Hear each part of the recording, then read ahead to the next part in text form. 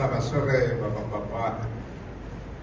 Sebenarnya saya bilang sama beliau, saya nggak usah memberi kata sambutan. Saya udah tua. Tapi baru beritahu kalau saya masuk ini, baiklah. Jadi pertama-tama saya banyak sekali pengalaman dengan Pak Luhut ini. Jadi mulai masuk di Kopassus itu adalah anak buah saya dan anak buah. Keluar dari Kopassus, kolonel, dia kolonel. Saya sudah dari Kopassus. Jadi saya ngerti 100% mengenai Pak Luhut ini. Jadi saya akan cerita dulu Pak Luhut ini. Pak Luhut ini saya bisa katakan bukan karena Panjaitan. Semua prajurit saya yang saya pimpin adalah dia yang terbagus. Tepuk tangan dulu. Saya sudah pengalaman mulai operasi di Kalimantan, di Irian, di Tim-Tim, di Aceh, semua sudah saya jalani. Jadi satu keahlian Pak Luhut ini adalah saya rasa harus setuju bahwa dia adalah yang terpintar dari perwira-perwira yang saya pernah pimpin. Nah, kembali kita Panjaitan. Jadi saya tadi tergerak jadi karena saya akan persiapkan. Jadi apa yang saya ingat dulu, dia adalah seorang perwira yang berani dan tegas. Tapi keberanian yang tegas itu adalah menjadi hal yang merugikan dia. Terus terang. Jadi contohnya umpamanya di dalam tentara sudah ada suatu perintah dari atas diberikan kepada staf. Staf ini mengelola perintah ini, dia harus jujur. Sehingga dia mengajukan kepada staf ini apa yang dia pelajari kepada komandan. Tapi komandan gak setuju, ingin kemauannya komandan itu. Sebenarnya dengan demikian tidak ada gunanya diberikan suatu perintah dan menilai keadaan taktis kepada anak buahnya, karena sudah bertentangan dengan komandannya. Pak Luhut ini sebenarnya itu padennya, langsung aja itu yang diberitahu. Jadi dengan demikian saya melihat bahwa karirnya di Kopassus, selama saya komandan Kopassus, saya lihat di situ, dia selalu orang yang tersibuk, yang diperintahkan untuk mengelola satu permasalahan. Pokoknya suatu latihan di Sumatera. Siapa gak komandan ini? Pasti Pak Luhut. Siapa operasi tempur di Jawa Timur? Siapa komandannya? Pak Luhut. Komandannya karena paling komandan Panglima, tapi siapa yang sebagai pelaksana? Pak Luhut. Jadi banyak sekali Pak Luhut ini memberikan sesuatu yang benar kepada komandannya. Karena saya bisa menilai itu karena saya komandan waktu itu. Sehingga banyak orang yang kurang senang dengan itu. Ada suatu hal yang biasa di kita ini, orang Indonesia ini, selalu mengikuti komandan. Apa A dari komandan, A setujui. Sebenarnya dalam tentara itu ada perkiraan keadaan. Komandan memberitakan A, coba periksa, dia bilang bisa B.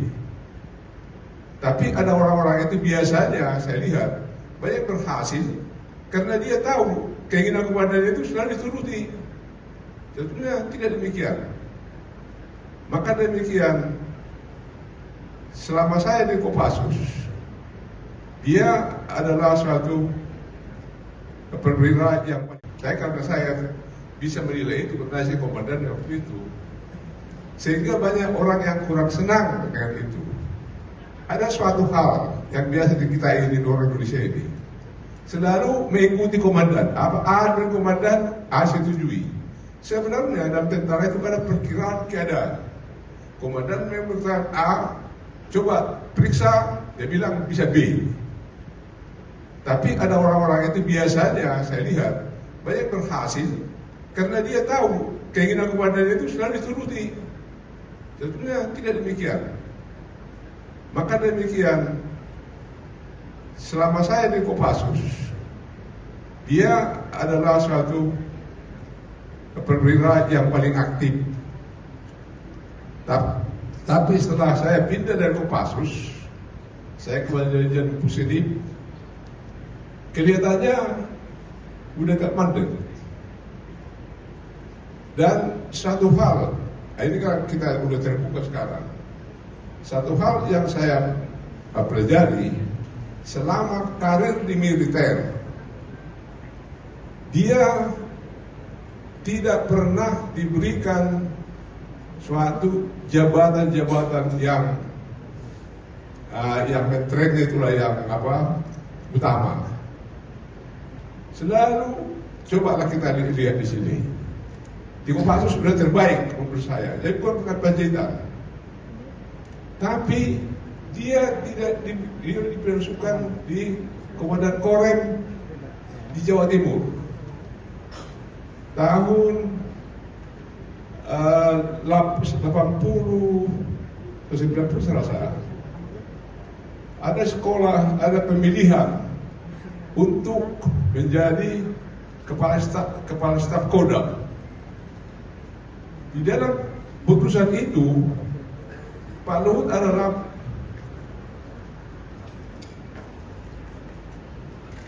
sama-sama Pak Prabowo. Nah, ini anak buah saya bersama Pak Luhut ini.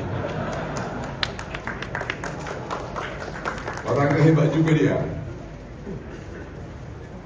Calon presiden lah.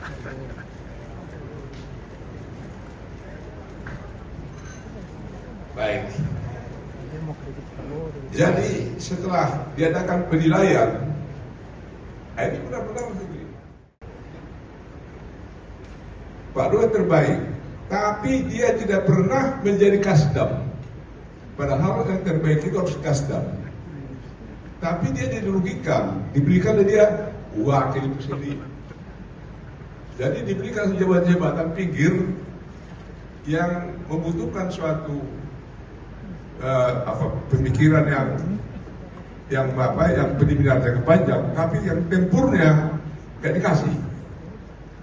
Sampai terus Panglima gak pernah, Danjen gak pernah. Jadi sampai saya masih memang waktu itu, ini gara-gara ini Pak Luhut ini apa sebabnya? Karena saya lihat, ya dia kalau tidak senang dia itulah jeleknya, terus langsung kelihatan. Jangan dibuka semua, Pak. Makanya saya bilang, karena Pak ini pasti tahu, saya ini banyak dikritik oleh Lee Kuan Yew. Itu sekarang adhan kita mandiri, tentara. Saya ingin hal-hal yang bagus dulu ada supaya bisa dilaksanakan itu. Bisa ada saya punya akak Luhut. Ya. Jadi datanglah Pak Habibie, pakailah Luhut ini. Panggil mukanya itu udah jelek sebenarnya. Jelek kau mukamu itu gitu. Kau gak mau dia, gak senang dia. Jadi udah dia bahkan lagi. Kenapa? Saya terus terang aja bicara. Dia Pak sebetulnya tentara yang apa itu? Yang mempunyai ingin dia di karirnya itu kelihatan. Banyak Panglima atau Panglima ABRI, tapi ini kata Pak Habibie sama saya. Beritahu sama dia, itu nanti bisa kita laksanakan. Asal diselesaikan dulu tugas itu.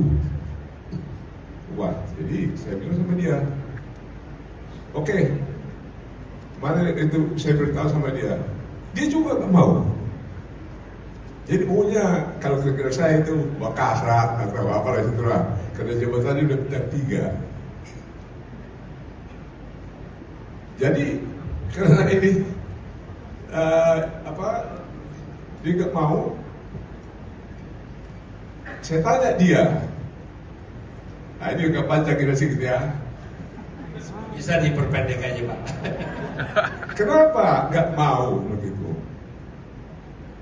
Dia bilang Bang, saya masih muda. Saya nanti sudah besar, saya pensiun. Saya ingin tentara begitu. Keras sama saya. Saya laporan sama Pak Habibie. Pak Habibie, begini kata dia, beritahu Luhut tidak pensiun. Satu-satunya mungkin sudah besar enggak bintang 3 di sana. Gak usah pensiun, asal dia mau dulu di situ. Nah, itu saya bicara Pak Luhut, begitu agak susah. Saya beritahu Pak Habibie, Pak, dia tentara, perintahkan kau berangkat, siap harus berangkat. Oke lah, panggil dia. Hut, dia begitu. Kau berangkat ke sana, laksanakan tugas. Ini perintah dia, siap berangkatlah dia. Dari situ terus dia mulai saya lihat itu Gus Dur senang sama dia di rumah berapa hari Gus Dur. Dan saya telepon dulu Pak sama saya. Nanti katanya Pak, kalau Gus Dur ini jadi presiden, tapi ketawa-ketawa dia, itu nggak ngerti apa maksudnya. Saya katanya akan diangkat jadi kasat gitu. Ya nggak percaya itu nih sebenarnya dia. Iya tapi itu udah dibilang gitu. Jadi udah Pak ini Gus Dur baru sakit, belum calon presiden, belum apa dia.